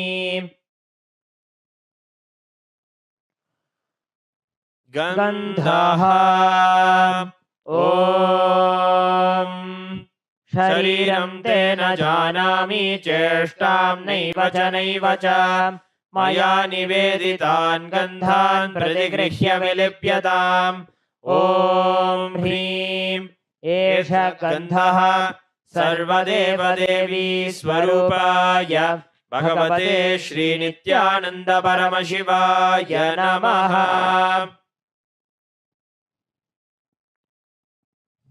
पुष्पम् ॐ तुरीयवनसम्पन्नं नानागुणमनोहरम् आनन्दसौरभं पुष्पं गृह्यताम् इदमुत्तमम्। ॐ ह्रीं एतानि सचन्दनपुष्पाणि सर्वदेवदेवी स्वरूपाय भगवते श्रीनित्यानन्द परमशिवाय वौषटे। बिल्वपत्रम् ॐ अमृतोद्भवं श्रीवृक्षं शङ्करस्य सदा प्रियम् बिल्वपत्रं प्रयच्छामि पवित्रं ते सुरेश्वर। ॐ ह्रीं एतानि सचन्दनबिल्वपत्राणि सर्वदेवदेवी स्वरूपाय भगवते श्रीनित्यानन्द परमशिवाय वौषटे।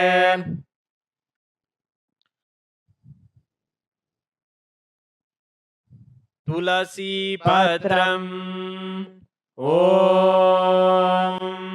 नमस्ते बहुरूपाय वरदमूर्तये परमात्मने स्वाहा।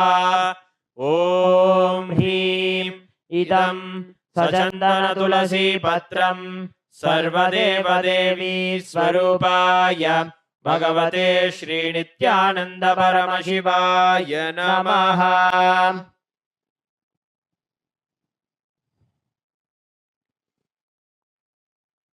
धूपः ॐ वनस्पतिरसो दिव्यो गन्धाद्यः सुमनोहरः आघ्रेयः सर्वदेवानां धूपोऽयं प्रतिगृह्यताम्। ॐ ह्रीं एष धूपः सर्वदेवदेवी स्वरूपाय भगवते श्रीनित्यानन्द परमशिवाय नमः। दीपः ॐ सुप्रकाशो महादीपः सर्वतस्तिमिरापहः सबाह्याभ्यन्तरज्योतिर्दीपोऽयं प्रतिगृह्यताम्। ॐ ह्रीं एष दीपः सर्वदेवदेवी स्वरूपाय भगवते श्रीनित्यानन्द परमशिवाय नमः।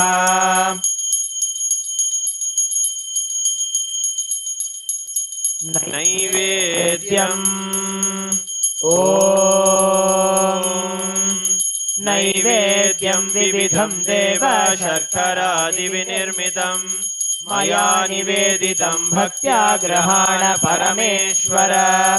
ॐ ह्रीं इदं सोपकरणनैवेद्यं सर्वदेवदेवी स्वरूपाय भगवते श्रीनित्यानन्द परमशिवाय निवेदयामि। पानीयम् ॐ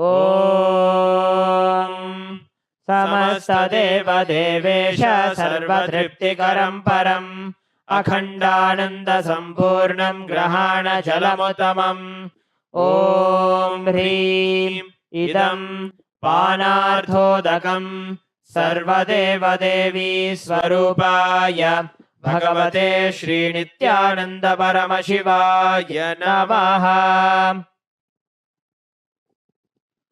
पुनराचमनीयम् ॐ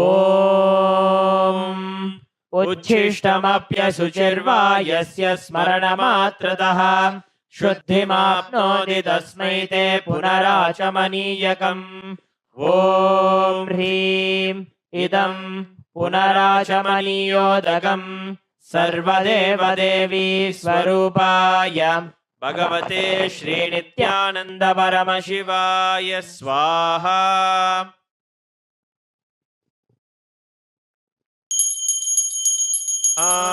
आरात्रिकम् ॐ ह्रीं एषा दीपमाला सर्वदेवदेवी स्वरूपाय भगवते श्रीनित्यानन्दपरमशिवाय नमः। ॐ साङ्ग्रहण्येष्ट्यायजते इमां जनतागुं सङ्गृह्णानीति द्वादशारत्नीरचना भवति द्वादशमासा संवत्सरः संवत्सरमेवावरुन्धे मौञ्जी भवति ऊर्ध्वै मुञ्जाः ऊर्जमेवावरुन्धे चित्रा नक्षत्रं भवति चित्रं वा एतत् कर्म कर्पूरगौरं करुणावतारं संसारसारं भुजगेन्द्रहारं सदा वसन्तं हृदयारविन्दे भवं भवानी सहितं नमामि भवं भवानी सहितं नमामि भवं भवानी सहितं नमामि। आरात्रिकं समर्पयामि भगवत् श्री नित्यानंद परमशिव चरणकमलेभ्यो नमः।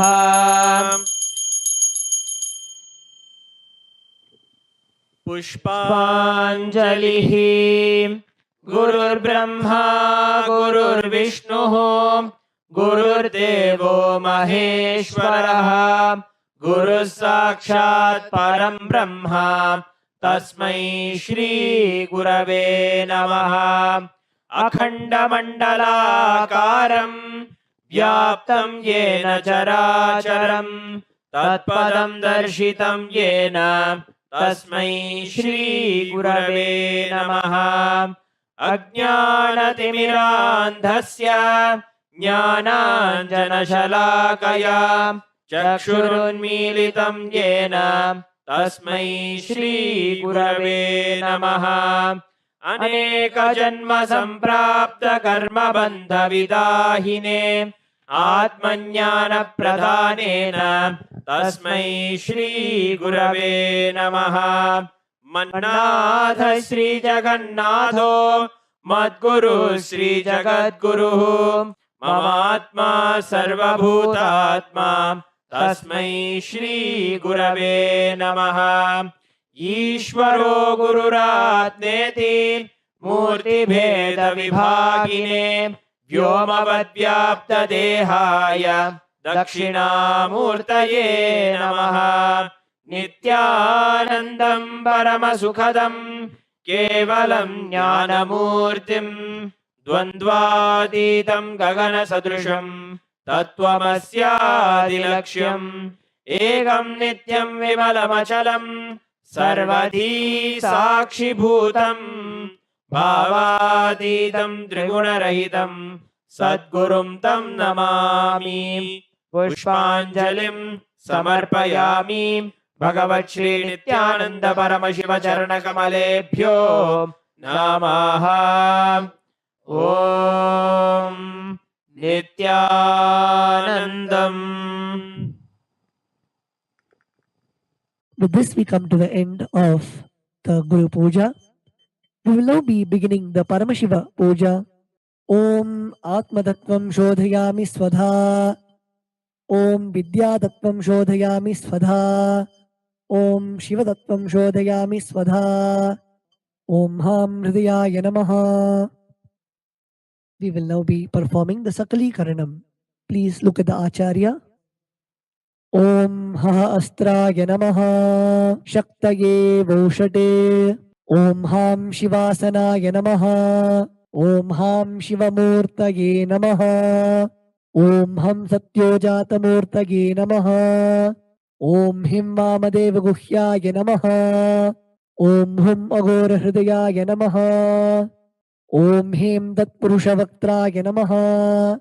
Om Hum Ishanamurdhaya Namaha. Om Ham Hum Vidyadehaya Namaha. Om Hum Netrebhyo Namaha. Om Ham Hum Shivaya Namaha. Om Ham Hridayaya Namaha. Om Him Shirase Namaha. Om Hum Shikhaye Namaha. Om Haim Kavachaya Hum. Om Ha Astraya Namaha. Om Haim Kavachaya Hum. Om Ham Shivaya Voshate. Om Ham Hum Shivaya Namaha. Om Ham Shivasanaya Namaha. Om Ham Shivamurtaye Namaha. Om Ham Satyojatamurtaye Namaha. Om Him Vamadev Guhyaya Namaha. Om Hum Agora Hridayaya Namaha. Om Him Tatpurushavaktraya Namaha. Om Hum Ishanamurdhaya Namaha. Om Ham Hum Vidyadehaya Namaha. Om Hum Netrebhyo Namaha. Om Ham Hum Shivaya Namaha. Om Ham Hridayaya Namaha. Om Him Shirase Swaha. Om Hum Shikaye Voshate. Om Haim Kavachaya Hum. Om Ha Astraya Phate. Om Ha Astraya Hum Pate. Om Ha Astraya Phate. Om Ham Shivaya Voshate. Om Om Om Om Om Om Om. Om Ha Astraya Phate. Om Haim Kavachaya Hum. Om Ham Shivaya Doshate. Om Ham Shivasanaya Namaha. Lalate Tripundri Nitila Krita Kasturi Tilakaha. Spuranmaladhara Spuritakatikaupi Navasanaha. Dadhano Dustaram Shirasi Panirajam Shashikalam. Pradipash Sarvesham Arunagiri Yogi Vijayate. Induni Bhapanchamuka Hasta Dashayuktam. Shulamrikatankamasi Vajrama Bhayam Syat. Pashavaradankusha Manijwala Navame. Shvedakamalasana Sadashiva Swarupam. Om Ham Shivamurtaye Namaha. Om Ham Hum Shivaya Namaha. Shri Nithyanandeshwari Parashakti Sameta Shri Nithyanandeshwara Paramashivaya Namaha. Dhyayami Avahayami. Om Ham Shivaya Namaha. Iti Avahana Mudram Pradarshya. Sthapana Sannidhana Nishtura Mudram Pradarshya. Astraya Hum Phat Iti Kalakanthi Mudram Pradarshya. Om Ham Shivaya Namaha. Iti Linga Mudram. Namaskara Mudram. Om Haim Kavachaya Hum. Iti Avakunthana Mudram Cha Pradarshya. Om Ham Hum Shivaya Namaha. Shri Nithyanandeshwari Parashakti Sameta Shri Nithyanandeshwara Paramashivaya Namaha. Asanam Samarpayami. Now please take an udhrani of the water and show it to the bottom of the Shivalinga and offer it in the Padya Patram along with the mantra Om Ham Shivaya Namaha. ॐ हां शिवाय स्वधा ॐ हां शिवाय स्वाहा श्री नित्यानंदेश्वरी पराशक्ति समेत श्री नित्यानंदेश्वर परमशिवाय नमः पाद्याचमनार्घ्यं दत्त्वा ॐ हां हौं शिवाय नमः श्री नित्यानंदेश्वरी पराशक्ति समेत श्री नित्यानंदेश्वर परमशिवाय नमः स्नानं समर्पयामि ॐ हां शिवाय स्वधा स्नानानन्तरमाचमनं समर्पयामि ॐ हां हौं शिवाय नमः श्री नित्यानंदेश्वरी पराशक्ति समेत श्री नित्यानंदेश्वर परमशिवाय नमः वस्त्रयज्ञोपवीत उत्तरीयाभरणार्थमक्षतां समर्पयामि ॐ हां हौं शिवाय नमः श्री नित्यानंदेश्वरी पराशक्ति समेत श्री नित्यानंदेश्वर परमशिवाय नमः गन्धान् धारयामि गन्धस्योपरि हरिद्राकुङ्कुमं समर्पयामि ॐ भवाय देहाय नमः भवस्य देवस्य पत्न्यै नमः ॐ शर्वाय देवाय नमः ॐ शर्वस्य देवस्य पत्न्यै नमः ॐ ईशानाय देवाय नमः ॐ ईशानस्य देवस्य पत्न्यै नमः ॐ अशुभते देवाय नमः ॐ अशुभते देवस्य पत्न्यै नमः ॐ रुद्राय देवाय नमः ॐ रुद्रस्य देवस्य पत्न्यै नमः ॐ उग्राय देवाय नमः ॐ उग्रस्य देवस्य पत्न्यै नमः ॐ भीमाय देवाय नमः ॐ भीमस्य देवस्य पत्न्यै नमः ॐ महतेर्देवाय नमः ॐ महतोर्देवस्य पत्न्यै नमः ॐ हां हौं शिवाय नमः श्री नित्यानंदेश्वरी पराशक्ति समेत श्री नित्यानंदेश्वर परमशिवाय नमः अष्टपुष्पपूजां समर्पयामि ॐ हां हौं शिवाय नमः श्री नित्यानंदेश्वरी पराशक्ति समेत श्री नित्यानंदेश्वर परमशिवाय नमः बिल्वपत्रं समर्पयामि Next is the offering of the dhupa. Sprinkle the samanyargya, the water from the panchapatram, onto the bell. Om Hastraya Namaha. Now sprinkle the water onto the dhupa stand, chanting the mantra Om Hastraya Phate. Now offer the flower on the incense sticks, chanting the mantra Om Ham Hridayaya Namaha. ॐ हां हौं शिवाय नमः श्री नित्यानंदेश्वरी पराशक्ति समेत श्री नित्यानंदेश्वर परमशिवाय नमः धूपम् आघ्रापयामि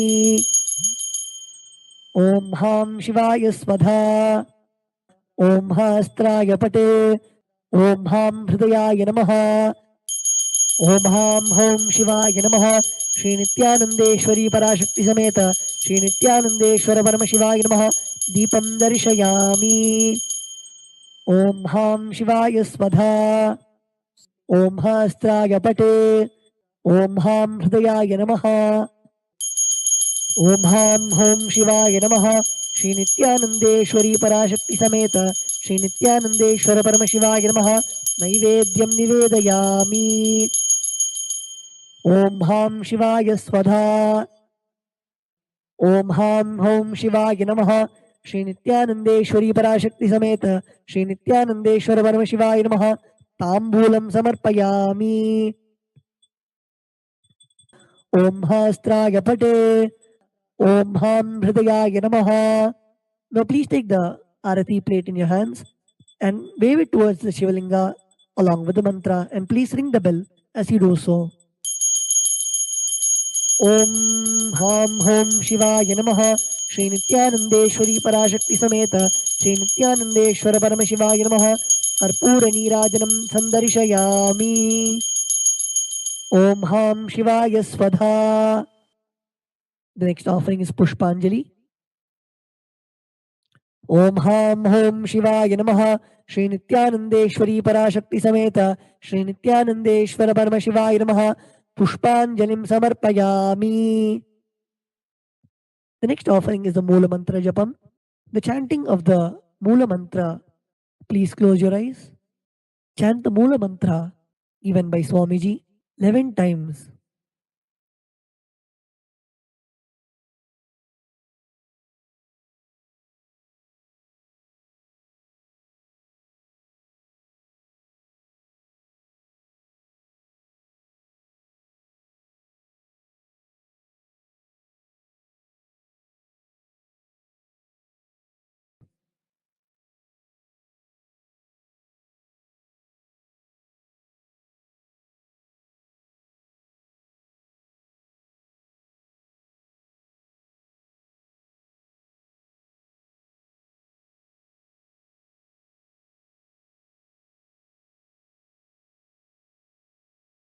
Now we'll be offering the japa that we have chanted. Please take a flower, the durva grass and the akshata in your right hand. Om Ham Hridayaya Namaha, Om Hem Kavachaya Hum, Om Hastraya Pate. यत्किञ्चित् कर्म देवेश सदा सुकृतदुष्कृतं तन्मे शिवपदस्थस्य भुङ्क्षक्षपे शङ्कर शिवो दाता शिवो भोक्ता शिवः सर्वमिदं जगत् शिवो यजति सर्वत्र यः शिवः सोऽहमेव तु ॐ हां हों शिवाय नमः ॐ आत्मतत्त्वं शोधयामि स्वधा ॐ विद्यातत्त्वं शोधयामि स्वधा ॐ शिवतत्त्वं शोधयामि स्वधा Om Ham Hridayaya Namaha. We will now be chanting the Purna Mantra. Please place your hands in the Atmanjali Mudra and close your eyes. Om Purnamadah Purnamidam Purnat Purnamudachyate Purnasya Purnamataya Purnameva Vashishyate Om Shanti Shanti Shanti Hari Om Tat Sat Sarvam Bhagavat Shri Nithyananda Paramashiva Padukarpanamastu Om Nithyanandam.